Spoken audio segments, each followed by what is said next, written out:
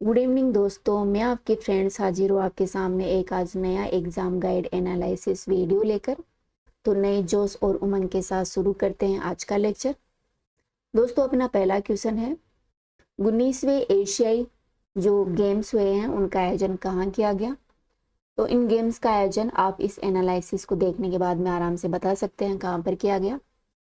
तो दोस्तों, हाल ही में क्या हुआ था कि जो अपने 19वें एशियाई खेल गेम्स हैं उनका आयोजन चीन के झांगजू ओलंपिक स्पोर्ट्स सेंटर स्टेडियम में किए गए।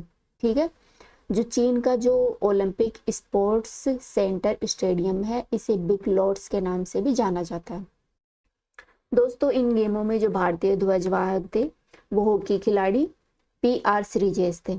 ठीक है, इन्हीं खेलों में प्रस्तावित किया गया कि जो 20वें एशियाई गेम्स है उनका आयोजन 2027 में जापान में आयोजित किया जाएगा।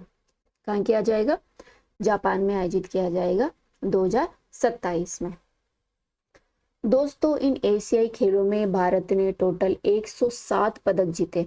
कितने? 107 पदक जीते, जिसमें भारत ने 28 स्वर्ण पदक, 38 रजत पदक और 41 कांस्य पदक जीते।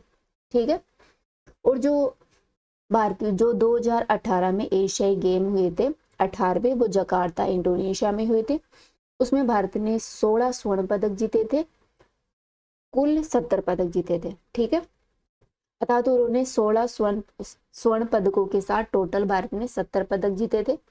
इसके बजाय इस बार जो 19वें एशियाई खेल गेम है उसमें भारत ने 107 पदक जीते हैं, जिसमें 28 स्वर्ण पदक जीते हैं, 38 रजत पदक और 41 कांस्य पदक जीते हैं। ठीक है दोस्तों, इस बार भारत है वो चीन, जापान, दक्षिणी कोरिया के बाद एशियाई गेमों में अपना स्थान रखने वाला एकमात्र चौथा देश बन गया है। 4th स्थान इसने प्राप्त किया। इसके बाद में चीन, जापान, कोरिया गणराज्य के बाद में। ठीक है, चीन ने 383 पदक जीते, जापान ने 188 और जो कोरिया गणराज्य है उसने 190 पदक जीते और भारत ने कितने जीते? 107।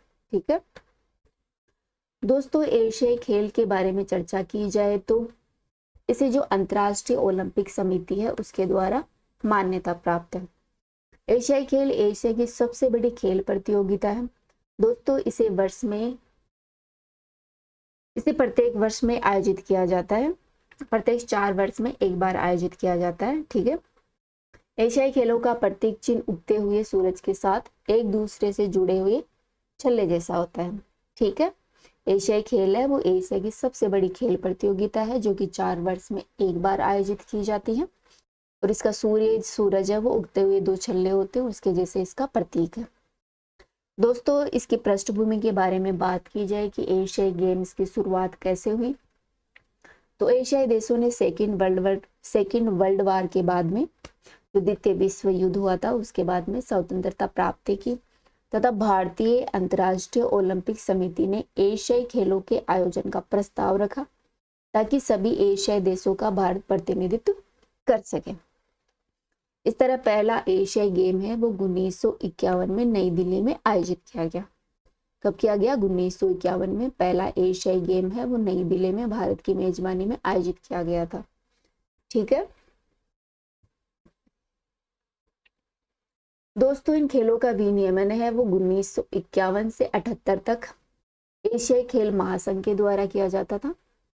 यहाँ देखिए, एशियाई खेल महासंघ है जो 1951 से 78 तक एशियाई खेलों का आयोजन किया।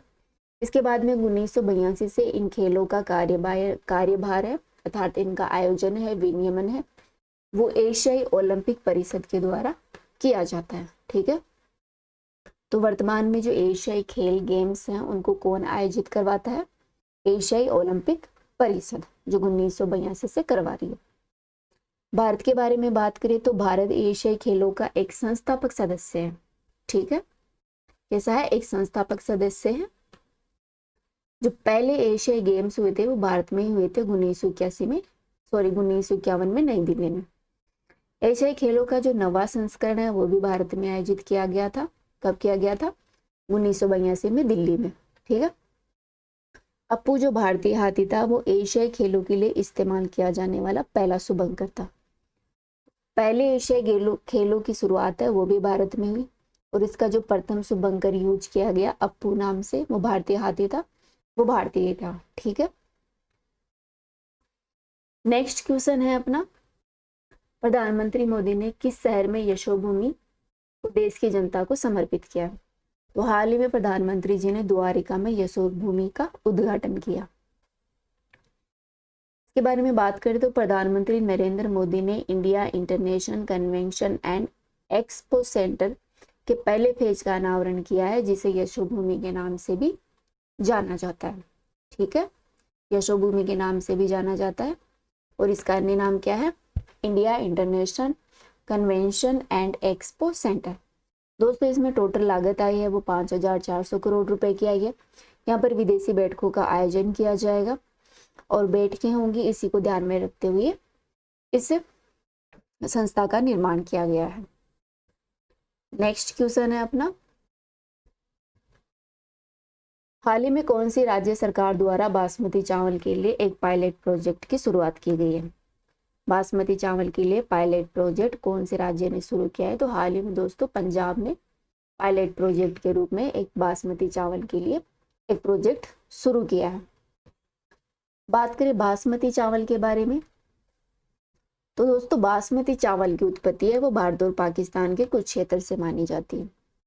यह चावल है वो भारतीय उपमहाद्वीप के जो हिमालय की तलहटी है उस क्षेत्रों में उगाई जाने वाली एक प्रीमियम किस्म की फसल है। कहाँ उगाई जाती है? जो भारतीय उपमहाद्वीप है, जो हिमालय की तलहटी वाले क्षेत्र हैं, वहां पर हिमालय की तलहटी में जो क्षेत्र आते हैं उनमें हिमाचल प्रदेश, पंजाब, हरियाणा, दिल्ली, उत्तराखंड, मध्य प्रदेश तथा केंद्र शासित प्रदेश जम्मू कश्मीर में मुख्य रूप से बासमती चावल उगाया जाता है। इसके साथ ही जो अपना पश्चिमी उत्तर प्रदेश है वहां पर भी बासमती चावल उगाए जाते हैं। ठीक है, कहाँ कहाँ? जो हिमालय की तलहटी है उसमें हिमाचल प्रदेश, पंजाब, हरियाणा, दिल्ली, उत्तराखंड, मध्य प्रदेश, जम्मू कश्मीर और पश्चिमी यूपी में। दोस्तों बासमती चावल है वो लंबे और उभरे हुए दाने होते हैं, इनमें सुगंध और स्वाद अच्छा होता है, जिसके कारण यह बहुत प्रसिद्ध है। दोस्तों बासमती चावल उगाए जाने वाले विशिष्ट भौगोलिक क्षेत्र की कृषि जलवायु परिस्थितियों के साथ ही चावल की कटाई, प्रसंस्करण और परिपक्वता अवधि बासमती चावल की विशेषता में योगदान देते हैं। अपनी अनूठी गुणवत्तापूर्ण विशेषताओं के कारण बासमती चावल का घरेलू तथा वैश्विक स्तर पर व्यापक रूप से उपभोग किया जाता है। दोस्तों वैश्विक आपूर्ति में बासमती चावल में भारत की हिस्सेदारी 2/3 है। कितनी है? 2/3 चावल है वो भारतीय योगदान देता है वैश्विक आपूर्ति में। प्रीमियम गुणवत्ता वाला चावल होने तथा गैर बासमती चावल की किस्म की तुलना में इसकी कीमत अधिक होने के कारण बासमती चावल में आर्थिक लाभ के लिए विभिन्न प्रकार की मिलावट भी की जाती है, जिससे इस किस्म का नाम भी खराब हो जाता है विदेशों में। तो ध्यान रखना, इसमें मिलावट भी आती है। अच्छे से बासमती चावल खरीदना ताकि ढंग से घर पे खा पाओ। नेक्स्ट क्वेश्चन है, चंद्रशेखर आजाद का जन्म मध्य प्रदेश के किस जिले में हुआ था? दोस्तों चंद्रशेखर आजाद का जन्म है वो अलीराजपुर में हुआ था। कहाँ हुआ था? अलीराजपुर में। क्यों ना अपन चंद्रशेखर जी के बारे में चर्चा कर लें। चंद्रशेखर कौन थे, क्या नहीं थे, उनके बारे में अपन विस्तार से देखते हैं। दोस्तों चंद्रशेखर आजाद थे वे एक महत्वपूर्ण भारतीय स्वतंत्रता सेनानी थे, क्रांतिकारी थे। इन्होंने हिंदुस्तान रिपब्लिक एसोसिएशन की स्थापना की थी और भगवती चरण बोहरा, सुखदेव, भगत सिंह की सहायता से इन्होंने हिंदुस्तान सोशलिस्ट रिपब्लिक एसोसिएशन की स्थापना की थी। ठीक है, इन्होंने की थी हिंदुस्तान सोशलिस्ट रिपब्लिक एसोसिएशन की स्थापना। चंद्रशेखर आजाद, भगवती चरण बोहरा, सुखदेव और भगत सिंह, ये 4 लोग थे जिन्होंने मिलकर हिंदुस्तान सोशलिस्ट रिपब्लिक एसोसिएशन की स्थापना की थी। दोस्तों चंद्रशेखर आजाद उन भारतीयों की पीढ़ी में से थे जिन्होंने भारतीय स्वतंत्रता संग्राम में अधिक जोश और प्रेरणा लेकर आए। खासकर जब महात्मा गांधी ने असहयोग आंदोलन चलाए थे उस समय इन्होंने बहुत ज्यादा स्वतंत्रता आंदोलन में अपना योगदान दिया था। दोस्तों ये इतने महत्वपूर्ण स्वतंत्रता सेनानी थे कि जो ब्रिटिश पुलिस थी इनको पकड़ने में हमेशा इनके पीछे पड़ी रहती थी। चंद्रशेखर के आजाद के प्रारंभिक जीवन के बारे में बात करें तो इनका जन्म 23 जुलाई 1906 में हुआ था, मध्य प्रदेश के झाबुआ जिले के भावरा गांव में। वहां था, भावरा गांव में आता। दोस्तों, इनके पिता का नाम सीताराम टेंगरी था और माता का नाम जगरानी देवी था। ठीक है दोस्तों, इन्होंने वाराणसी में जो बनारस है उस समय असहयोग आंदोलन में भाग लेने के दौरान 15 साल के छात्र के रूप में ये पुलिस द्वारा कम उम्र में ही राष्ट्रीय आंदोलन में धकेल दिए गए। अर्थात जब असहयोग आंदोलन चल रहा था उसी समय चंद्रशेखर आजाद थे, वो भारतीय राष्ट्रीय आंदोलन में शामिल हो गए। एक अदालती घटना के बाद इन्होंने खुद को आजाद की उपाधि दे दी। ठीक है, चंद्रशेखर आजाद ने जो आजाद की उपाधि ली वो खुद को स्वयं को अपने आप दी थी, किसी और ने नहीं दी थी। चंद्रशेखर आजाद के क्रांतिकारी जीवन के बारे में चर्चा की जाए तो असहयोग आंदोलन के जब असहयोग आंदोलन समाप्त हो गया था उसके बाद में चंद्रशेखर आजाद अधिक आक्रामक और क्रांतिकारी आदर्शों की ओर आकर्षित हो गए। चंद्रशेखर आजाद को लगने लगा कि अहिंसा के मार्ग से कुछ नहीं होने वाला है, अंग्रेजों को डराना पड़ेगा, इसलिए उन्होंने क्रांति हिंसा का मार्ग चुना। वह दमनकारी ब्रिटिश शासकों के खिलाफ हथियारों के साथ क्रांतिकारी संघर्ष शुरू करने वाले पहले व्यक्ति थे। ध्यान रखना, ब्रिटिश के साथ, जो ब्रिटिश शासक थे उनके साथ क्रांति शुरू करने वाले पहले व्यक्ति माने जाते हैं चंद्रशेखर आजाद। दोस्तों, भगत सिंह और अन्य साथी क्रांतिकारियों के साथ आजाद ने दमनकारी ब्रिटिश अधिकारियों का शिकार करना शुरू कर दिया। चंद्रशेखर आजाद है वो 1926 का जो काकोरी कांड हुआ था जिसमें ट्रेन को लूटा गया था उसमें शामिल थे। इसके अलावा जो पुलिस अधीक्षक था सैंडर्स, उसकी हत्या में ये शामिल थे। चंद्रशेखर आजाद ने जो हिंदुस्तान सोशलिस्ट रिपब्लिक एसोसिएशन था उसकी स्थापना पे अपना महत्वपूर्ण योगदान दिया। या फिर हिंदुस्तान सोशलिस्ट रिपब्लिक एसोसिएशन की स्थापना की बात की जाए तो आजाद है, उनको अक्सर पंडित जी के नाम से भी जाना जाता था। आजाद है वो भगत सिंह, सुखदेव, बटुकेश्वर दत्त और राजगुरु के क्रांतिकारी गुरु थे। उन्हीं के साथ मिलकर आजाद ने हिंदुस्तान सोशलिस्ट रिपब्लिक एसोसिएशन की स्थापना की थी। ठीक है, इसके साथ की थी भगत सिंह, सुखदेव, बटुकेश्वर दत्त और राजगुरु के साथ चंद्रशेखर आजाद मिलकर हिंदुस्तान रिपब्लिक एसोसिएशन की स्थापना की थी। याद रखना, चंद्रशेखर आजाद को पंडित जी भी कहा जाता था। दोस्तों, यह एसोसिएशन है वो भारत के भविष्य की प्रगति के लिए भारतीय स्वतंत्रता और समाजवादी सिद्धांतों को पूरा करने के लिए प्रतिबद्ध थी। ठीक है, इसकी विचारधारा थी वो समाजवादी सिद्धांतों को लेकर चल रही थी और साथ ही भारतीय स्वतंत्रता की वकालत करते थे।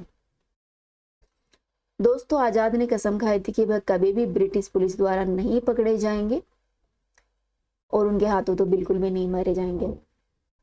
दोस्तों, हिंदुस्तान रिपब्लिक एसोसिएशन के कोर सदस्य की मृत्यु के बाद चंद्रशेखर आजाद ने शिव शर्मा, महावीर सिंह जैसे जो माध्यमिक क्रांतिकारी थे उनकी मदद से हिंदुस्तान एचआरए की पुनर्गठन किया। ठीक है, किसके साथ किया एचआरए का पुनर्गठन? शिव शर्मा और महावीर सिंह के साथ। ठीक है, ये देखो यहाँ पे लिखा है शिव शर्मा और ये महावीर सिंह, इसके साथ मिलकर इन्होंने एचआरए का पुनर्गठन किया था। आजाद थे वो रास बिहारी बोस के भी सहयोगी थे। दोस्तों, भगत सिंह, सुखदेव, राजगुरु के साथ चंद्रशेखर आजाद ने 1927 में एचआरए को हिंदुस्तान सोशलिस्ट रिपब्लिक एसोसिएशन में बदल दिया था, जिसका लक्ष्य था समाजवादी सिद्धांतों पर आधारित पूर्ण भारतीय स्वतंत्रता प्राप्त करना।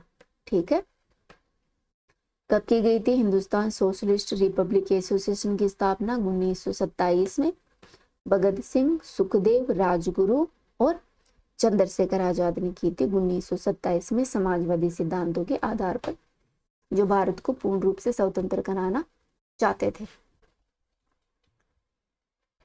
दोस्तों, झांसी कैंप की स्थापना की बात की जाए तो केवल 25 वर्ष की उम्र में ही चंद्रशेखर आजाद ने 1931 में झांसी में एक संगठन के रूप में एक संगठन की स्थापना की। उन्होंने ओरछा वन के पास प्रशिक्षण और शूटिंग अभ्यास के लिए एक शिविर की भी स्थापना की थी। कहाँ की थी? ओरछा वन के पास। वो प्रशिक्षण देते थे इसमें शामिल थे विश्वनाथ केम्पायन, सदाशिवराव मलकापुर और भगवान दास माहौर, पंडित सीताराम भास्कर भागवत, पंडित रघुनाथ विनायक दुलेकर इसके प्रमुख रूप से यहाँ से प्रशिक्षण प्राप्त करने वाले क्रांतिकारी थे। दोस्तों, चंद्रशेखर आजाद जब पुलिस द्वारा घेर लिए गए, उनके एक साथी द्वारा उनको धोखा दे दिया गया, तो उन्होंने अंग्रेजों की गोली से ना मर को स्वयं की गोली से मरना उन्होंने पसंद किया। इस तरह चंद्रशेखर की जो जीवन लीला है वो 27 फरवरी 1931 में समाप्त हो गई। नेक्स्ट क्वेश्चन की बात करें तो भारत का सबसे सर्वाधिक जस्ता उत्पादन करने वाला कौन सा राज्य है? दोस्तों, भारत में सर्वाधिक सीसे जस्ते का उत्पादन होता है वो राजस्थान में होता है। ठीक है, राजस्थान में सीसा और जस्ता साथ साथ मिलते हैं। राजस्थान में भारत का 80% सीसा और 90% जस्ता प्राप्त होता है। ठीक है, कितना? 80% तो सीसा मिलता है, सीसे के साथ ही जस्ता मिलता है जो कि 90% होता है। दोस्तों, राजस्थान के उदयपुर के देबारी गांव के पास सीसा जस्ता शोधन संयंत्र लगाया गया। कहाँ? देबारी में। उदयपुर के देबारी गांव में सीसा जस्ता शोध संयंत्र लगाया गया। बात करें राजस्थान में जस्ता का प्रमुख उत्पादक क्षेत्र कौन सा है? तो यहाँ उदयपुर का जावड़ क्षेत्र, माचिया मगरा पहाड़ी क्षेत्र, राजसमंद का राजपुर दरीबा क्षेत्र, भीलवाड़ा का रामपुर आंगूचा क्षेत्र, गुलाबपुरा पूरा बनेडा ये प्रमुख क्षेत्र है जहाँ पर सीसा जस्ता साथ साथ मिलते हैं। वही चित्तौड़गढ़ के चंदेरिया में जो जस्ता संयंत्र है वो भारत सरकार के द्वारा स्थापित किया गया है। इसके अलावा सवाई माधोपुर के चौथ का बरवाड़ा में और गुड्डा किशोरीदास अलवर में जस्ता पाया जाता है। ठीक है, सीसा जस्ता के 2 संयंत्र, एक तो देबारी उदयपुर में, एक जो भारत सरकार द्वारा लगाया गया चंदेरिया चित्तौड़गढ़ में। जस्ते का उत्पादन होता है वो जावड़ क्षेत्र, माचिया मंगरा की पहाड़ी उदयपुर में, राजपुर दरीबा राजसमंद में, रामपुरा आगुचा गुलाबपुरा पूरा बनेडा भीलवाड़ा में, चौथ का बरवाड़ा सवाई माधोपुर में और गुड्डा किशोरीदास अलवर में। नेक्स्ट क्वेश्चन है, कोल बंगाल में मुस्लिम पुनर्जागरण के जनक के नाम से जाने जाते हैं। बंगाल में मुस्लिम पुनर्जागरण के जनक के नाम से किन्हें जाना जाता है? तो जो नवाब अब्दुल लतीफ थे उनको बंगाल में जो मुस्लिम लोग थे उनके पुनर्जागरणकर्ता के रूप में जाना जाता है। दोस्तों, अपना अगला क्वेश्चन है, शतपथ ब्राह्मण है वो कौन से वेद से संबंधित है? तो दोस्तों, शतपथ ब्राह्मण का उल्लेख मिलता है अपन को यजुर्वेद में। ठीक है, वेद 4 प्रकार के थे, ऋग्वेद, सामवेद, अथर्ववेद, यजुर्वेद। तो यजुर्वेद है उसी में उल्लेख है शतपथ ब्राह्मण का। अपना नेक्स्ट क्वेश्चन है, हाल ही में किस प्रदेश में दुनिया का सबसे पुराना देवदार के पेड़ के मिलने के साक्ष्य मिले हैं?